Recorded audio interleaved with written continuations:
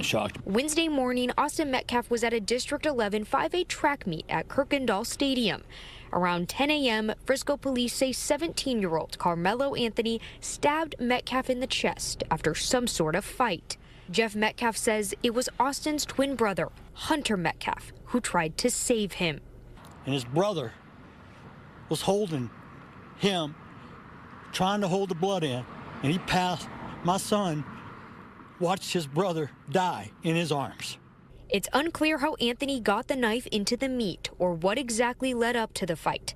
Anthony is now facing first-degree murder charges, and Jeff Metcalf It was the best weekend ever. is only left with memories. I was able to watch and be blessed so much. But having both my sons are amazing. When Jeff Metcalf was diagnosed with cancer 9 years ago, his boys were his strength. Now cancer-free, it's his faith that's keeping him strong. And when I kissed his forehead today, as his body was cold, I ran my fingers through his hair. I told him it's not goodbye. It's see you later. I thought about a lot not doing this story, bro. Oh my God. Yo, ever since I became a father at the ripe young age of 20, 25 years old, 24 years old. I'm sure my wife will be mad at me because I forget. But I was a young father at 23, around there. And since then, these kind of stories, it's hard for me to really watch because I couldn't imagine it happening to me, man. I have 2 sons myself. I can't, man. I can't imagine. And this is not a good look for the Black community. And I don't know, man. I think one of the reasons why these things keep happening is the fact that many people don't want to recognize a pattern. And one thing I always said on this channel, and I did numerous videos on this, and I could show you a clip highlighting some of where I get these thoughts from, is that ignoring a problem doesn't actually make a problem go away. There's a lot of problems that the Black community don't want to address themselves, right? And I always talk about this. External factors are not Black community's biggest problems. It doesn't matter if a racist give you validation or not. It doesn't matter if a racist like you or not. It doesn't matter if non-Black people accept you or not. Your problems are your problems. The biggest threat to my life as a Black American is not white supremacy. It's another Black person. Statistically, I'm more likely to die at the hands of another Black person than any other race. Statistically, Black people, are the biggest perpetrator of interracial crime, not just against white people, Asians and Hispanics. When you ignore, end of the day, every group kill each other more than any other group, right? White people kill more white people, Black people kill more Black people, Asian people kill more Asian people because of proximity. People can recognize that pattern recognition. Oh, the reason why people of the same race kill each other at a higher rate is because they live near each other. Everyone can recognize that pattern recognition. But if I put a pattern recognition, hey, the biggest perpetrator of interracial crime is Black perpetrators, all of a sudden it's racism. And this is the kind of thing that this story kind of speaks at the heart of identity politics and the kind of division that it's created. And in my estimation, I believe a lot of the preconceived notions of the Black community is outdated. You heard me correctly. It's outdated. The things that we teach our kids, the idea that somehow the white man have it better than you, that's nonsense to me. My behaviors drives my outcome. And I'll be disappointed in my son if I find out he brought a knife to a track meet. What are you doing with a knife? And this is the kind of things that a lot of people are not presuming innocence on Carmelo Anthony. No relations to the superstar Carmelo Anthony from the New York Knicks. Here's Matt Walsh that caused a whole stir online. If I told you that a young man stabbed another young man to death for telling him that he was in the wrong seat, which he was, then I told you that one of the young men in the altercation was white and the other was Black, and then I asked you to guess the race of the assailant, every single person would know the answer immediately, especially if you pay attention to crime statistics. You know immediately Black people are the biggest perpetrator of interracial crime. If we went by the left's definition of a hate crime, Black people will be the biggest perpetrators of hate crime. But, white people don't get that sympathy. And this is what I'm talking about with this dehumanization of people based on their skin color. Young Black males are violent to a wild, outrageous degree. This is true. Look, this is true. young black males are very emotional people. I don't know what it is, right? This guy, Carmelo Anthony, happened to have his father in his life. I don't know what it is, but I think it's due to our culture instilling a lack of discipline, right? We do what feels good. This is why black men are stereotypically known to have multiple baby mamas, because we're not disciplined as a culture. We don't preach discipline as a culture. The only time young black men are preached discipline is towards a sport. But when it comes to academics and other stuff, our culture doesn't incentivize us to be disciplined in that. That's just a fact. We all know it, and it's time we speak honestly about it, or nothing will ever change. And I think many people, they're gonna hate on Matt Walsh for bringing it up, but someone has to point it out, because the only way you can address a problem if a problem is pointed out. And in this clip I want to show you is something I watched a long time ago, and I agree with almost every single point that Dinesh D'Souza said here. Dinesh D'Souza had a book called The End of Racism, and his kind of discussion with this liberal opened my eyes to the idea that, hey, is racism merely pattern recognition, and people are confusing pattern recognition with racism? Because racism is hating someone purely because of the color of their skin. Pattern recognition is recognizing that a certain group of people do a certain behavior, and to avoid danger, threat, people avoid that, right? And he makes a compelling argument for a lot of the assumptions that the black community have. It's outdated and it's no longer effective in the future or the current state of America. Let's take a look. Apart from really almost turning a lot of the liberal analysis of racism on its ear by claiming that racist society, as we've known it historically, and a lot of the defenses the black community has put up against a racist society are out of date, outmoded, that they're no longer needed.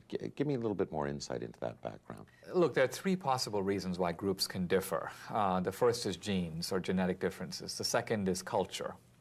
And the third is discrimination and its institutional legacy. Right. I reject both the liberal view, which holds that black failure is largely or mainly due to discrimination, and I reject the view that it's genetic. So I focus on cultural differences. And I point out, for example, that in virtually every measure of academic achievement or economic performance, we find not just whites, but immigrants, Cubans, West Indians, Koreans, leapfrogging ahead of American blacks and claiming the fruits of the American dream. I think that this is because blacks have developed a culture that represents an adaptation to historical circumstances, but one that is today in some respects a liability or dysfunctional. Well, it's interesting because not only have you kind of turned a lot of the liberal arguments that the impediments to black society are externally set up by the white community, but you go further and say that this should be kind of an uplifting analysis for the black community, because it says genetically you're not stuck, and that you shouldn't be so fatalistic to believe that the only way your lot in life is going to improve is when white society improves their attitude. Yet, is it being received as an uplifting message by the black community? Well, Thomas Sowell, the black writer, says of this book that The End of Racism is a heartbreaking book because the truth is heartbreaking. It is a tough book, as I say, and yet it's a hopeful book, because if our problems are in our genes, we can't do anything about them. And if the problems of blacks are due to white racism, I don't know of any way, even if we could magically get rid of white racism overnight, this would do nothing to increase black test scores, improve black savings rates or black rates of business formation, or strengthen black families, or reduce black-on-black crime. Those are the most serious problems facing blacks. Now, for a generation, people have said you cannot point to these problems because to do so is blaming the victim. Right. When Daniel Patrick Moynihan wrote his report on the black family in the 60s, the illegitimacy rate for blacks was 25%. He said it was a national tragedy, and people said, you're a racist, stop talking about it. And he did. He hasn't said a word about it since. The illegitimacy rate for blacks in the United States today is close to 70%. So when these problems are ignored, they metastasize, they become far worse. On the other hand, if they are recognized and acknowledged, I'm confident that they can be addressed. And so, as you saw from the clip, Dinesh D'Souza made a good point. Hey, you guys believe all these things? Like, external factors are not holding you back, or no longer an obstacle to your success. It's not genetic, right? And I talk about the genetic determinism, how I disagree with its entire premise, right? I believe intelligence is not just one aspect of, oh, I got good memory, or I can store more information in my brain. Intelligence is a skill. Critical thinking is a skill because a lot of smart people, the minute you bring up Trump, all of a sudden they're the dumbest person you met in a conversation. I'm just saying, if you give me a smart person with a higher IQ and you feed him bad information, he's gonna look dumb. He's gonna look ignorant. He's not gonna look intelligent. And I teach a low IQ person correct information. That's what I'm talking about. Intelligence is hard to measure because I measure things based on the outcomes, not some vague metrics of flawedly designed to create some perception that African Americans have low IQ because of genetics. But then you can't explain me to why Nigerians coming straight from Africa are killing it in the education system. Why immigrants make higher incomes than African Americans born in this country for generations. You can't tell me that. But I digress. As much as I hate to admit it, Matt Walsh is right. I've been in plenty of fights growing up, not because I wanted to fight, but because I had to. It was just the nature of where I grew up. This is my experience too. This has been my experience too.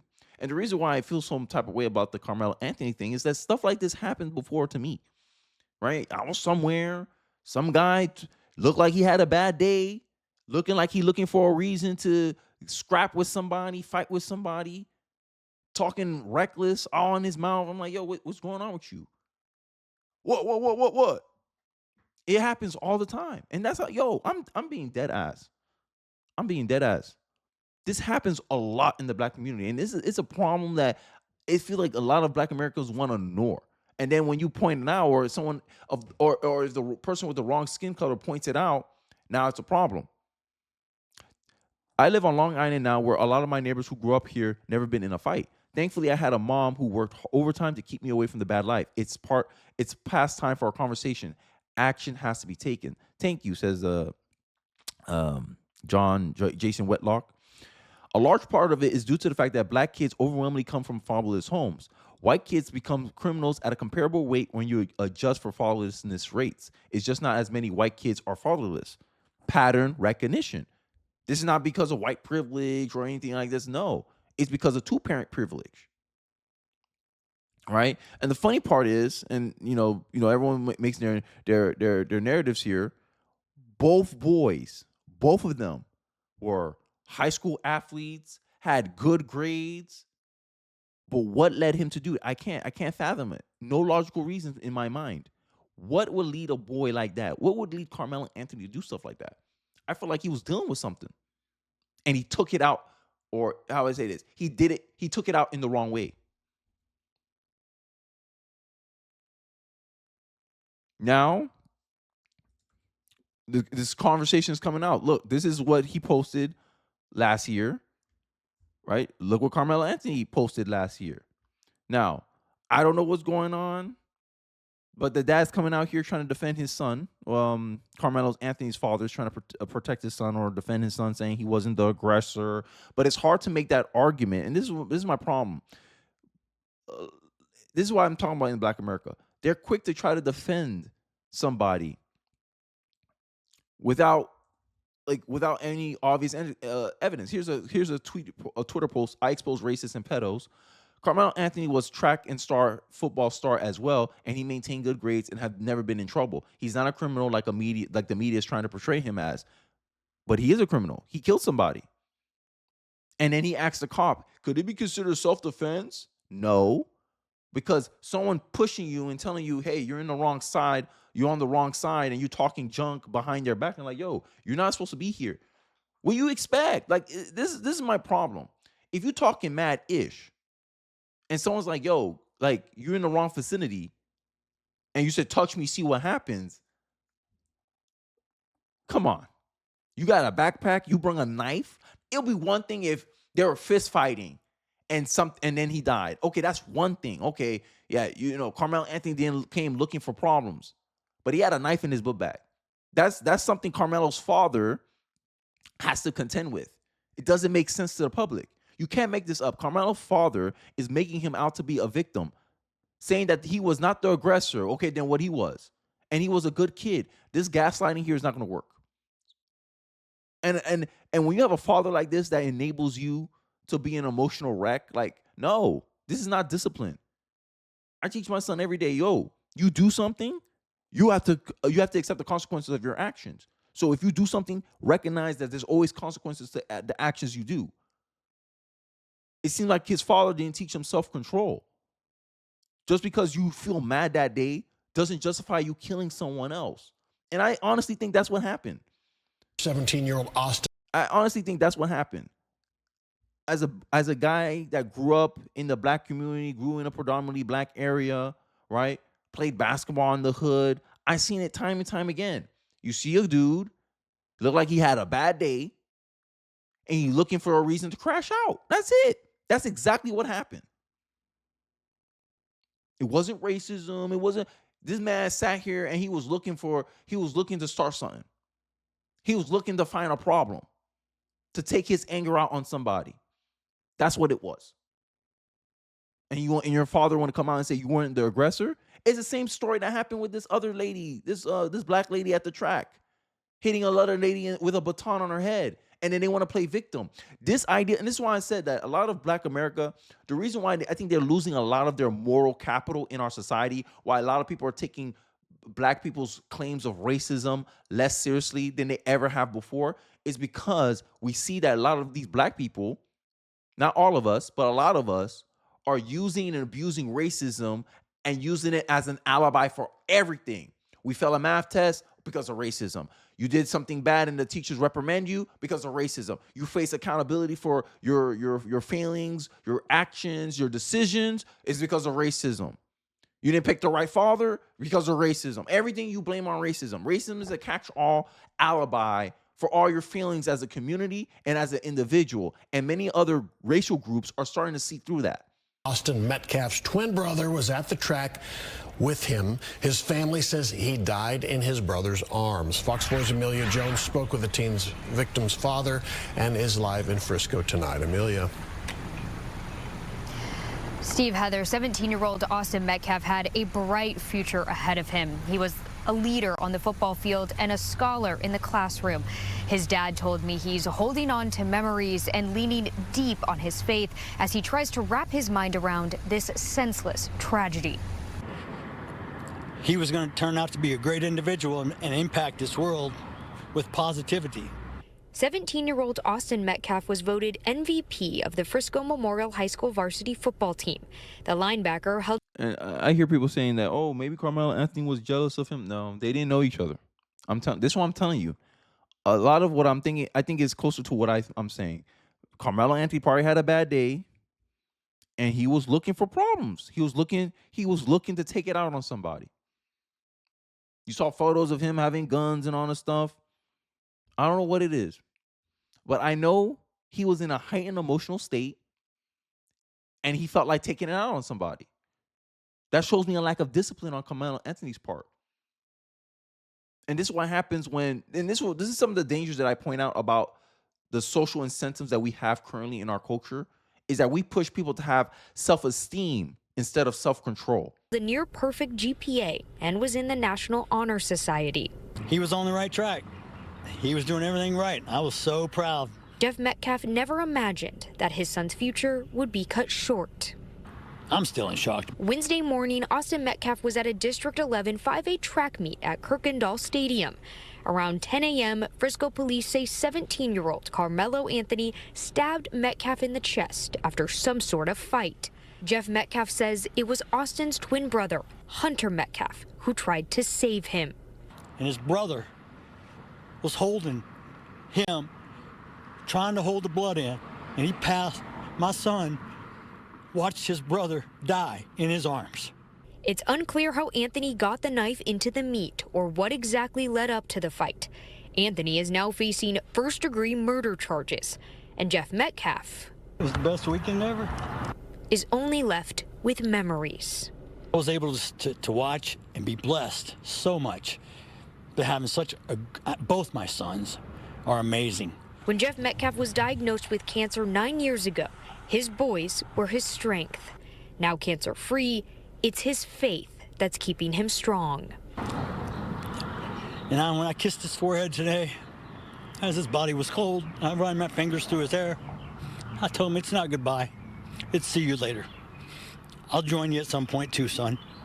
You just beat me to this place. Wednesday night, the family's church opened its doors for the community to gather for a prayer vigil to honor a young man whose life touched so many. But I know he's with the Lord. Yeah, man, I can't watch this, man. This is some tragedy over here, bro. I seen it happen too, like black on black crime, dude. Like one kid, like yo, I don't know what it is with football players, bro. I'm starting to get superstitious about that. All right, this happened to a football player somewhere, I forgot. Both individuals black in this situation. Football player, mom was sick. She can't move. She can't do anything. He went out on a grocery run to go get groceries for his sick mom to help her out. Ran into some random dude in the street. I don't know. I forgot their relation. I think they went to the same school or something. The kid shot and killed the other kid. Same situation. The black kid that got shot and killed by the other black kid, football star, had good grades, right? The family was like, they saw promise in him and taken out like that. I don't understand. I don't understand how this happens in the black community. And this is a tough conversation I think Black America is not willing to have. Because in Black America's world, they can do no wrong because of what happened in the past. This boy is 17 years old. He ain't experienced no racism, at least not the same degree as Martin Luther King. He ain't experienced no slavery. But they use these things to justify his actions. Oh, he wasn't the aggressor. Oh, the media's making him out to be a perpetrator. He didn't help his case by bringing a knife into the situation. He could have just gotten away with it. Oh, it was a schoolyard fight. It would have been the end of it. But no, you got to bring a knife into the situation. In my community, it's common for them to bring a gun into the situation. I remember stories of dudes getting killed over Jordans. It's a problem. Black community, you can't keep hiding it forever. And then you get mad when other groups of people slowly start trying to distance themselves from you. Because any day, what you can do with a group of people that don't hold themselves accountable for the bad actions that they do, avoid them. If there was a system in the black community that held each other accountable, that hold us to a standard, that, hey, that's not a good thing that you did, Carmelo Anthony. You shouldn't be doing that. Just because you felt angry that day or whatever doesn't justify you hurting another individual or acting out in this manner. This is shameful behavior from a young black man. If we had some type of mechanism of standards in the black community, other races of people will be like, oh, okay, they're policing themselves. Okay, they know how to regulate themselves. Okay, they have some sense. Okay. But when they see that, oh, this story happens, and then immediately people are jumping to the defense of Carmelo Anthony, we're like, who wants to be around that? Who wants to be around that? And black people, well, not black people, black America, this when people out here jumping to the defense of Carmelo Anthony when he brought a knife to the situation. He brought a weapon that was not supposed to be there in the first place. It would be different if he didn't have it. It would be different if it was just a fist fight. Then you can play that narrative of he wasn't the aggressor, he got pushed, and they end up fighting, and the white kid ended up dying, getting hit too many times with the fist. No one would question, okay, maybe he wasn't the aggressor. But when you bring a knife, it seems premeditated, like you came there to do something. I digress. Maybe I just think differently. You guys let me know your thoughts in the comment section below. What do you take from this situation, this tragic story, this tragedy? Is it time that we find, like, I think the only way we can come together as a country is if we face these hard issues head on and find a resolution. We need to stop, black people need to stop holding on to the past, or black America needs to stop holding on to the past and try to use it to justify their bad behavior today. And we need to move forward from this, man, because this is not helping anybody. But I digress. Let me know your thoughts and perspective in the comment section below. I'll be interested to hear what you guys have to say. Don't forget to like, comment, subscribe. I really do appreciate you guys watching the end of the video, and I'll catch you guys on the next one. Peace.